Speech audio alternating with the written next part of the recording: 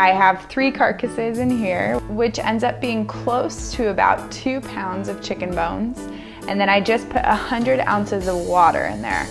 The recipe typically calls for 128 ounces, which is a gallon, but my crock pot fits about 100. So try to get close to that number. It's not a huge deal if you don't. And then what I want you to do with the cold water in, add 2 tablespoons of apple cider vinegar. And what that does is it's going to pull nutrients out of the bones and prepare it for boiling. So we're done with the apple cider vinegar. You can go ahead and cover your crock pot right now, but don't start it. And then what you're gonna do in the meantime, while this is sitting for 30 minutes, is grab your ingredients and you're going to put in the crock pot with the bones 1 onion. I have a stalk of celery right here, and I'll probably include maybe like 3 or 4 of the sticks of celery chopped up roughly in there. Same thing, chopped up the onion. About a half a bag of carrots, because I only have baby carrots. But if you're doing horse carrots, get about 2 and chop them up. And then I'm going to add Celtic sea salt and full whole organic black peppercorns. You can add any other herbs that you want to this. This is just what I choose to do for seasoning. So let's go ahead and get chopping, and then we'll just throw in the celery, peppercorn, sea salt, onion, and carrots and let it sit. So right now, 30 minutes, cold water, apple cider vinegar, you chop.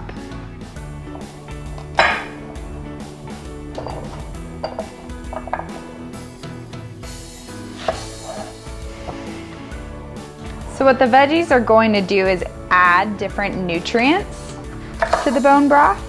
So it's really important for the veggies that you're putting in and the herbs that you're putting in to be organic, because it's going to be pulling a lot of the nutrients and things that are resting within the veggie sources you're using. Okay, so it's been 30 minutes. Go ahead and open up your crock pot, and you're literally just going to put your veggies right on top. And then once your veggies are in, we're going to add about a tablespoon or less of your Celtic sea salt. I'm gonna do about a little under a tablespoon. And then take your organic black peppercorns and do about a teaspoon to a tablespoon of black peppercorns, depending on how peppery you like your broth. We like ours pretty peppery. Just make sure those are all soaking in the water. And you have prepped your broth. Hey guys, it's Nikki again, home from the gym, 24 hours later, and our bone broth is ready.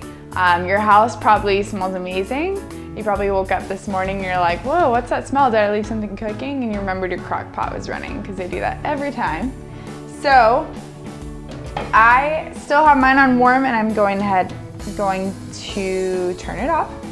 On high heat, it took 4 hours to begin to boil, and then I reduced it to low heat for the rest of the 20 hours and let it simmer. It looks like a soup right now, but what you're gonna wanna do is take everything out of the broth.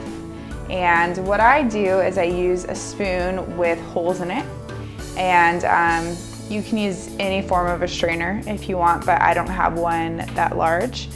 So I will scoop out everything, and I put together a double bagged plastic bag right next to me and literally scoop everything into the bag and throw it away. And what I'm left with is my bone broth, and it'll last up to 5 days in your fridge. Try to store it in a glass container, ideally. And if you're not going to use it right away, you can store it in your freezer for up to 3 months.